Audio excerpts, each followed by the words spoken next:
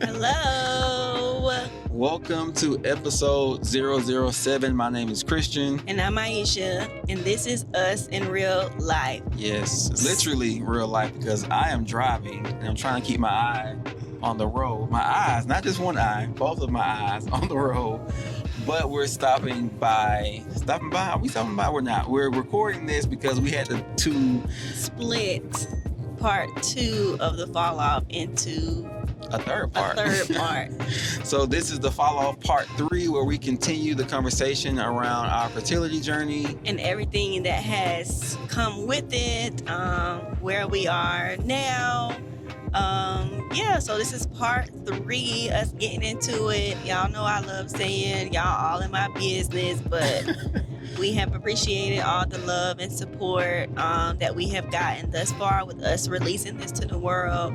I know that one of my prayers was that at least one woman would see our videos and be reminded that she was not, or her and her husband were not alone in this journey, if this is a journey that they are on. And so I am happy to report that I've had a number of women to reach out to say that they too are going through this journey. So like that has helped me because it's still very anxiety provoking to know that like we recorded this episode, but we're putting it out. And so now like y'all really all up in my business. So. But yes, so enjoy this episode. See you in the next one. Deuces. All right, let's kind of move on to triggers. Things that triggered us along this journey. So, I think today it's a lot better than what it was last year, especially. But I'm a school counselor. Like I'm with children 40 plus hours a week. Like I'm with children. I love children. And so of course, and I work at a very high needs school. And so there will be instances where, I see a child that comes in and their hair not done, the clothes are dirty, things like that. And I'm like, I would never, like if I had a child, like my child gonna be this. And so just, knowing that feeling that like people that are able to have children, the very thing that I desire, and they have it, and like they're not even doing what they're supposed to be doing. Like, we all know people mistreat children all the time. And so that was a trigger for me at work. Our niece, right? My niece is here. Love her. That's my little baby. But, at the end of the day, she's not mine. Like, of course, while she's here with us, like I'm treating her as if she's mine. Like the way I do her hair, the routines we have, the love, the affection, the attention, the things like that. Like I'm doing for her and to her what I would do with my own. But I know at some point there's gonna come a time where she goes back home to her mom. And so sometimes I have to like catch myself like, this is not my baby. But like it's also on the flip side of that, it's also comforting to be able to like, wake her up in the morning and she reaches for me and she puts her head on my shoulder and she's like, Titi Mai, can you play with me? Or like just things like that. And so to be able in this season, like I don't know what the Lord doing. Me and Christian always say we just doing the Lord's work. We don't know what the plan is, Lord, but to be able to care for her in the way that we would care for our own child has been a blessing, but it's also been a trigger at some points. And like that's okay. It's not a bad thing. It's not mean we don't want our niece to be with us. It just means that having her with us comes with the highs of, enjoying, doing the things we do with her, but also a reminder sometimes that we don't have our own. And sometimes it can be that, again, like triggering about like things that we would do for our child. And all of those things are okay. You remember that time where it was a regular day and I was getting my nails done and I didn't realize what day it was until I looked at the phone and it happened to be the year to the date that I had the first surgery. And I looked over, like I was getting my feet done and I heard this lady talking to her mother or mother-in-law. And I was like, "Oh, I wish my mom was here." And then I had when it was time for me to move to get my hands done, I had to move and I looked to the left and saw that she was like expecting and I text you immediately. I was like, "Christian, you might have to come and get me because I'm about to lose it in this nail salon." Cause like for me, I'm like, I didn't know she was pregnant. I just thought like, oh, her and her mom having girls' time getting their nails done. I was like, oh, me and my mom can get our nails done. But then when I saw her belly, I'm like, I may not. I may or may not get the chance to be at the nail salon with a big fat stomach with my mama kikiing or whatever. And so it was very triggering to me. Like Christian was like, "Are you gonna be okay?" Like, and I'm like, and we have our keyword that my therapist told us to come up with. And so I just remember texting you like a bunch of those, like, "You're gonna have to get me up off the ground." Right. It's actually a good let's segue from this too about these triggers, right? And how again, you already mentioned, but we're on the other side of it now, it seems like. But at the time, when we were deep into it, we didn't really know what things could trigger you, what things would kind of push you over. And so that kind of brings me to like family and friends, right? And so we have friends, we have family who are expecting, who have had children, right? And so like my brother and his wife, they just had their daughter not too long ago actually. And I remember, when we got invited, of course, to the baby shower. And at the time, like Maisha, you just really didn't know like if you were gonna be able to Mhm. go. And I told you, like, it's okay. Like that's Yeah. the space the space that I started to be in and that we started to be in, I guess, together. It's like this again, it's okay. Right. Like my brother, my sister-in-law, they love us to death. We love them. I remember when they called and told us that they were expecting, and my brother called me like, "Hey, I want," and it's again just timing, right? Like it had just around the same time we found out that My we were chances were low. chances were low, and stuff like, "Yeah, Mike's probably not in a good space to hear it right now," and he was, completely open and not open, but he was completely okay with like, "Yeah, like it's cool. That's why I want to talk to you first." And so sometimes we don't give people a chance to even have those. We just kind of automatically think like, well, I don't want him to think or her to think that I don't love, not love, but I'm not happy for them. But like in reality, like they understand that we're going through something right now, and they're showing us, they're giving us the space to just go through it. So I remember showing up to that baby shower by myself and like, okay, I'm gonna be here. Mike's not gonna be here. I'll be there to support, not support, but support my brother, obviously, but to, represent my wife and I. And, those family ones are tough though, because again, my brother knows, my mom, sisters, immediate family knows, but my extended family does not know. My aunts, my uncles, my cousins don't really know too much. And so of course they're gonna be there. It's a baby shower, so people gonna be asking, oh, where's your wife? Where's the and so yeah, it's just a lot to kind of, maneuver in that time and just being okay with like saying like, "Oh yeah, I'm here for both of us today." And just, Mhm. And point leaving it at that. yeah, Yeah. leaving it at that, right? So sometimes if like with my sister-in-law, my brother's wife, I explained to her everything. And again, she was like, "Yeah, yeah, like I understand, like no hard feelings here. Like, we support y'all. We love y'all." And I remember we when they called me to tell me about them expecting, and I told them about was going on with us and how you had just found out, and she started crying. Of course, she's pregnant, so she's like super emotional already, right? I can hear her in the back. My brother's like, "It's okay, don't cry." She crying for us, right? Um, so yeah, like just navigating, family events, like even my that The last family summer, the family fun day. yeah, the family fun day, like not really a reunion, but it kind of felt like it because my mom's side of the family, we hadn't gotten together like that in a long time. And so I knew my cousins and their children and, my aunts and uncles would all be there. And I made a decision like, you know what? Like I want to go, I want to see my family, but we gonna go late. We gonna be we gonna be we gonna go, but we gonna be late because I didn't want to get there on time. I didn't want to I didn't want to be there out knowing again, people don't know. right? And so I know those questions, right? Maisha, those questions would happen. Oh, y'all, y'all want kids or y'all gonna have kids, whatever. And I just knew I didn't know, but I knew that question would be asked, which I wouldn't, feel upset with someone for asking the question. Cause another realization we came to over time is like, okay, we've been married for 8 years now at a time. It's like people expect, that unless you don't want kids, that you would have children, right? And so it's not a bad thing for them to ask, depending on who the person's asking, right? I guess you can talk about that. But so again, friends, I knew the question would be asked. What I didn't know was how Maisha would respond to it, right? Because again, at this point in time, we didn't really know how things would affect her, how, triggering or whatever. And so, yeah, like I was like, you know what, we're going to go. I want to go. And Maisha's like, I want to go too. I want to go with you.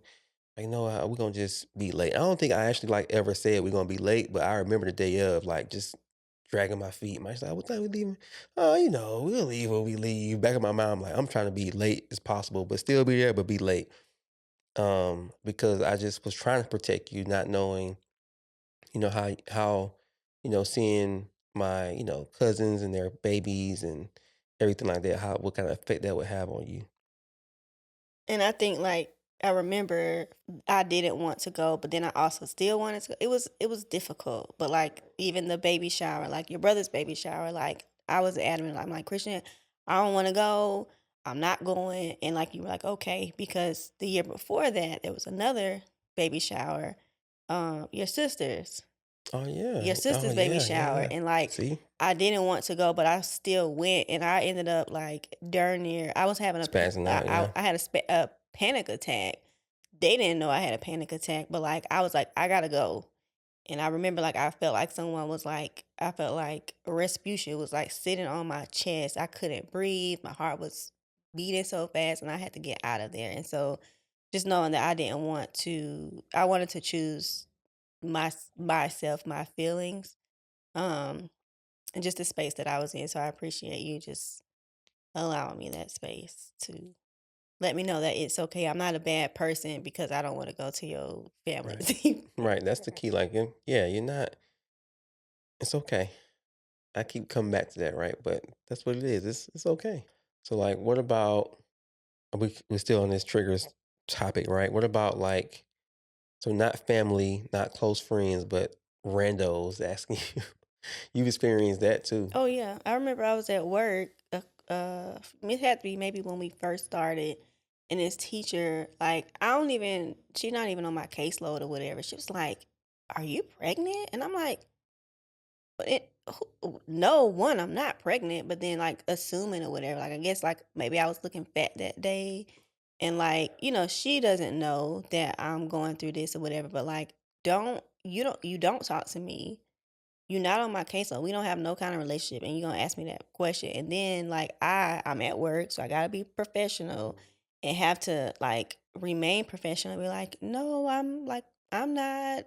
But when you gonna have kids? Like, and I wanted to be like, you know, but I gotta be professional. Had she called me on the street, it might be a different story.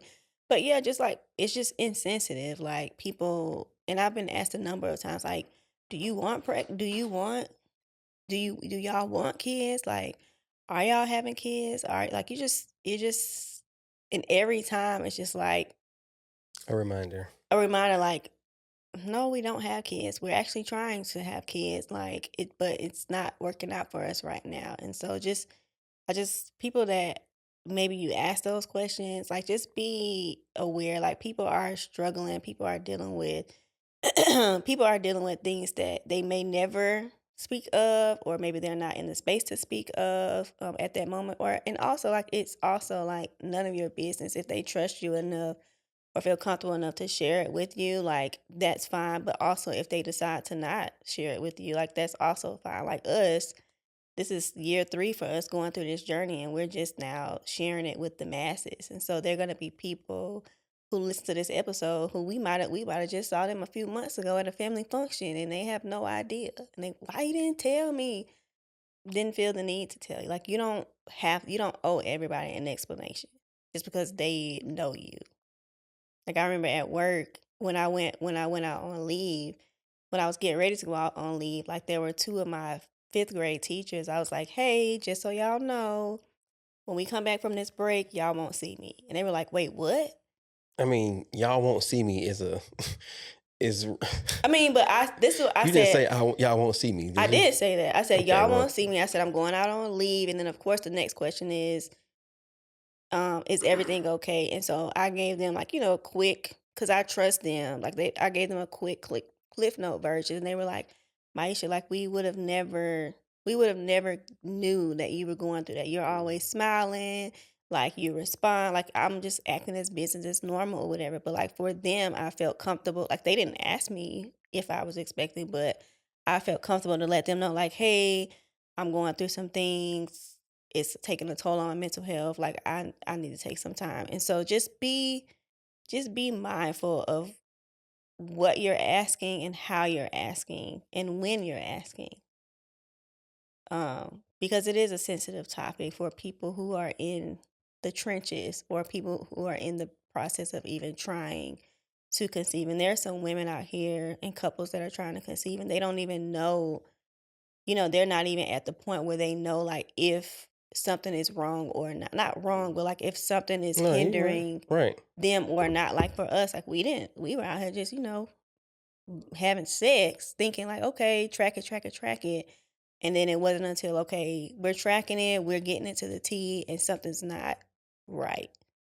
So I just want people to be More aware. more aware and be just sensitive of it. Definitely. All right, let's keep going. We're gonna be wrapping this up soon. If you're still listening, still watching, we appreciate you. It's been a long time anyway, so we're gonna just keep. It's a big topic, it's a heavy topic, so we're gonna just keep going. Um, Faith. yeah, let's talk about that. Right, like, Jesus. man, it's been a struggle for sure. I think Maisha, you said it a lot about being angry with God, Oh yeah, for sure. um, and the theme of this episode has been it's okay, right? Right, like I don't, maybe it was the last church service we went to, but when Pastor was talking about God, basically like God wanted us to bring everything to Him, right? Even our frustrations, even our anger, right? Like we kind of feel like, well, God has done everything for us. He's gave us life. He's done this. He's done that. Whatever, and it doesn't feel right to be angry. But like, yeah, you can be upset. You can be angry that things that you desire, that you pray for, are not coming to fruition. Um, yeah, like it's just. But again, it was still part of that time. Our church attendance definitely went down, and just getting up to go to church is just like feel like a task. I serve on the production team at church, and I was declining them left and right. Like, nah, I'm good. They'll send me the service request, and I'm like, nope, I'm good. Um, I know for me, like my devotionals, I was working through a devotional, like the daily devotional. Like I would either get up in the morning and do it or do it in the evenings. And then it just got to a point, and also writing in my prayer journal. And like I just got to a point where I'm like, my prayers are literally the same. He's not listening to me. Like he don't care. Like it's not fair. Like, and I say it all the time. Like when I get to them pearly gates, me and him gonna have to square up. I'm gonna be like, let me in.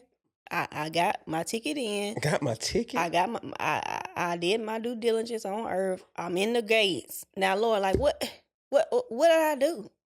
And then I'm gonna find Eve and I'm gonna drag her. And then y'all can show me where my house is. My house, my house. Field of gold. I'm gonna go see Luther Vandross, Michael Jackson, my uncle, my grandma. I'm gonna go see him. Okay. But that season was very difficult for me to just stay holding on to my faith because I just felt like my prayers were going on deaf ears. Like obviously, like he already wrote our book, so he knows how it's gonna end. He knows this is all a part of his master glorious plan. But at some point, I'm like, Lord, we got Matthew, Mark, Luke, and John. Like, you couldn't write the book of Christian and Maisha just so I can read to the end to see how it's gonna end because this right here is ghetto, and I don't like it. And of course, like our both of our families are believers, Christians, and so they don't know what to say. Like, we're praying for you. Like, God is the final say. Like, they're saying things that they're quote unquote supposed to say or whatever and what they feel led to feel. But like there was a moment like I'm like, I don't want to hear nothing you gotta say because like it doesn't no matter what you say, no matter what you tell me that you're praying for, it's not changing the current situation that I'm in and what I've been through and where I don't even know where I'm going. And so like I would rather you just not say nothing because it just makes me feel like, oh Lord, Lord, Lord, like he my Lord and Savior Jesus Christ, but it was just it was difficult to receive those affirmations or those positive words from other family members, from other friends, from other believers who of course they're trusting God too. And then sometimes I was just like, okay, God, this is not the only difficult season that I've been in. Like I've been in other challenging seasons as well. And he, brought me through. But even during those seasons, like I felt like he wasn't listening to me or things like that. And so this just feels like something I've never imagined Mm. and trying to hold on to my faith. I just felt like Chris said, I don't want to go to church because I don't want to hear no message that gonna say what I already know what the word says. I don't want to read no devotionals. I don't want to read no scripture of the day. The only thing that I did constantly during this season was like on the way to work. I just listened to my same gospel playlist, and so that was the only Jesus I was getting, for lack of better words, besides like my conversations with him in my head. And then for me, I was getting convicted because, head of the household, you're supposed to be, you're the man of God in the house. If anything, if your wife is feeling the way she's feeling, that's cool. But like you're supposed to be the one that's, that staying strong in the sense of, still waking up, making time for us. Like I feel like I felt like had I done more of myself, like had I gotten up and just decided to go, even if it didn't feel like I wanted to go, but if I decided to go, Maisha would go with me, right? Like, and maybe not all the time, but still, for the most part, I felt like that, and I was getting convicted in my own spirit because I was in the space I was in as well. I was just like, basically, it affected the both of us, and but sticking with the theme, right? God told me that it's okay, right? Like it's okay. Um, he doesn't love us any less. He doesn't, do all those things, right? Like we're human beings and all of that. And so yeah, it's just this particular time in our lives was just, it was tough on us. So Christian, where are we now? We are still knee deep in our journey. It's 2026, March 2026. So where are we now? One of the options that Mike mentioned earlier was seeing getting a second opinion. And so in this group that Mike should join on Facebook with other women who have Asherman syndrome, they mentioned this doctor in New Orleans who is, one of the world renowned doctors that do these type of surgery. So where we are now is next week. You all, it'll be before this episode drops, but next week we're actually going to get surgery number 6 to see him. So it's been a while since our last one. Um, we want to keep trying. We want to keep doing things that we can do. He mentioned to us about this new medical apparatus that brought me to tears when he told me well not when he told me about it, when I did my own research about it. But basically, this new medical apparatus, basically that was developed in France, like in 2022. That's when it started. Around the same time we were starting our journey, right? But yeah, kind of going back to this thing about faith in God, right? And how He's the ultimate orchestrator. But like all this time, as we were going through what we've been going through, we didn't know, but He knew. Across the ocean, there's these medical scientists that are creating something that is for exactly like that's built specifically for the thing that we're dealing with, right? And it took us, going through what we went through. and deciding to just, stop and wait and allow, like I said before, our time, our minds to heal, our bodies to heal. Um, but like again, all along, there's this thing happening in the background that we don't know about. And so this particular doctor has access to this medical apparatus. And yeah, we're going to see him next week for a procedure. And so yeah, we're hopeful, we're praying, we'll, kind of see what happens there. But um that's part of where we are now. Maisha, you want to add to that or you want to go a different route with that? What you got? Um, I mean, the Facebook group definitely has helped me because I remember asking my like the physician, like, are there any support groups? Because I'm a mental health professional, so I know the power of therapy. I know the power of like groups, counseling groups for like shared experiences. And so when she told me about the group, like I sat in the group for a couple months before I even said anything, but like reading other women's stories, like seeing like similar experiences and then some experiences that were different definitely made me feel a sense of community because I didn't know anybody with this condition.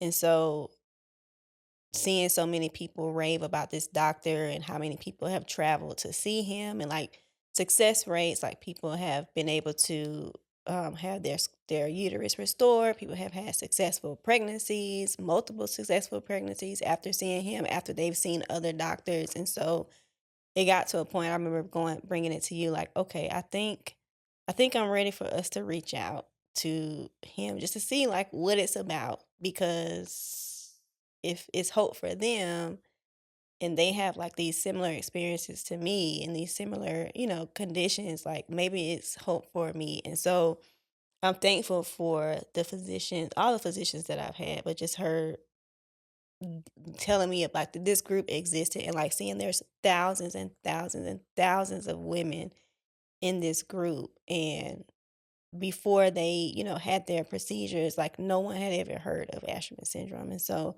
that's been a good thing for me to just feel a sense of community. That's been a good thing, that along with you, along with family and friends, along with prayers, and just therapy and just trying to get back to a new me has helped me. So that's been a big part of just me moving forward into this journey.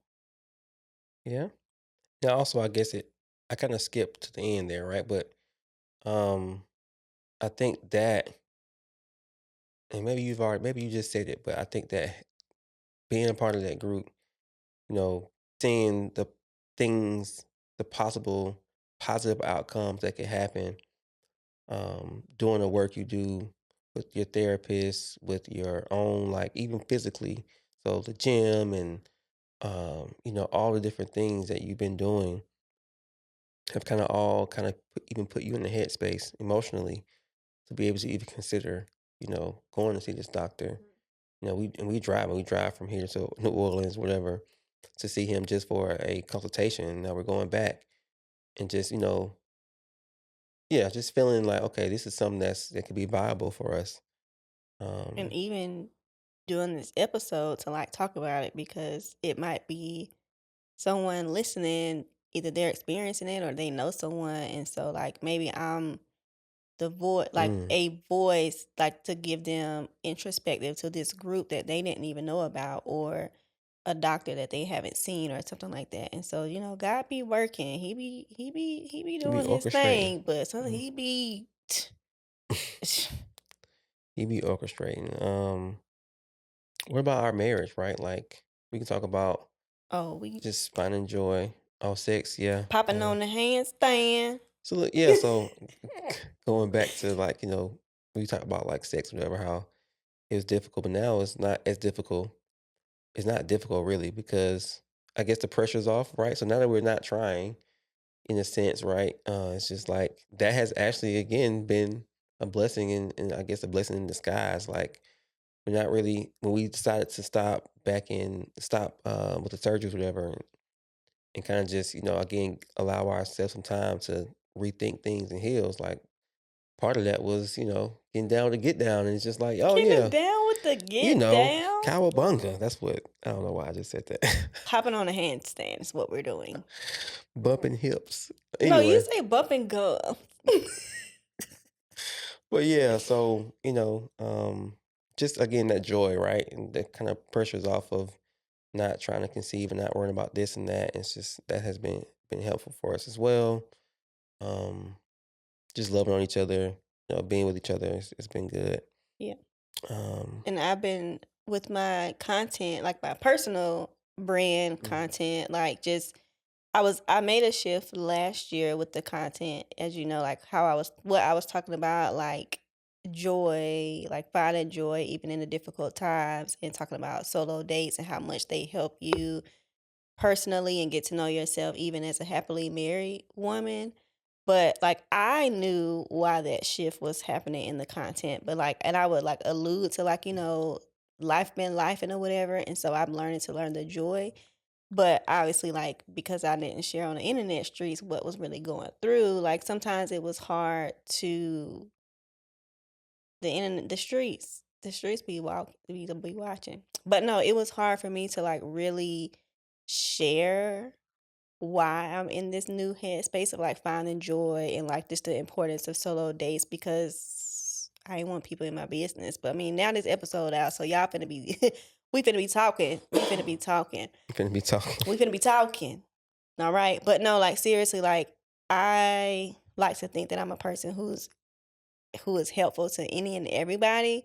And so through this journey, like through us sharing our testimony, like it's our story isn't done, but like we're able to hopefully encourage someone else on their journey, but also like with my personal content, like showing that even in tough times, whether you're facing infertility, loss, or anything else that may be tough, like it's important to still find joy in the little things around you because we still have breath in our bodies, like we're still here, able to do like, works and wonders through God. And so for me, taking my faith serious again, like getting back to my devotionals. I'm doing this challenge, 40 miles in 40 days, reading up through the book of Acts, getting back to the gym, just trying to take more time of like how I put myself together. Um, just trying to feel better about myself because these are things that I can't control. Right. Even the fashion thing. Oh So yeah, I hired a stylist because there are things that I want to wear, but I'm like, oh, these fibroids got my stomach looking like plushy. And so like working with a stylist to figure out like, okay, this is why these clothes don't look right on you because your body type is X, Y, and Z. And so now that I know that, looking at clothes and like they're fitting differently, like I'm intentional about like I don't need to be getting no body contours because I'm look like a busted can of biscuits. nice, Um, yeah. but yeah, like just things like that, and that helps me feel. That's been helping me feel better. Of course, I'm going to the gym too, but just little things like that have been helping me with this. Ooh, that's a lot. That's a lot. We coming to a close, y'all. We coming to a close. Let's do a real life moment. So each of us we can share one moment that represents this journey. What you got? Um, Stayed with me because I'm a picture person. I think I'm I'm thankful that I started the album that I started 3 years ago with our journey to baby. And just all the pictures. I haven't looked at the album in a couple of months, but just, when however the story pans out, being able to look at like where we were and look at a picture and be able to pinpoint like how I was feeling or a video of you dancing or something like that to try to make me laugh, like that sticks with me and I'm glad I have those. That I'm glad I have that. Okay, so a moment that has really stayed with me on this journey would be, um, dang man, I don't know. Maybe- I asked the question for you. I don't even have an answer for myself.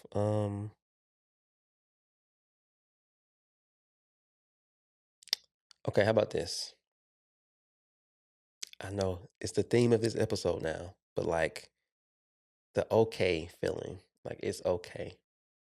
I think throughout all of this, and I don't know. I don't know how I know, right? But like I know. I know that this is gonna be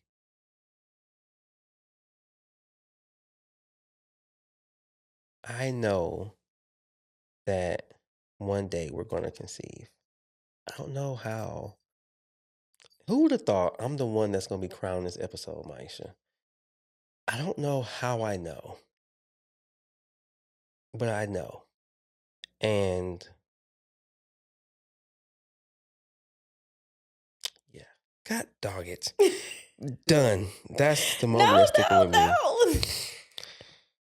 no. Let's keep going, please. Oh gosh. Let's go. Can we please close this episode? All right. So, Okay.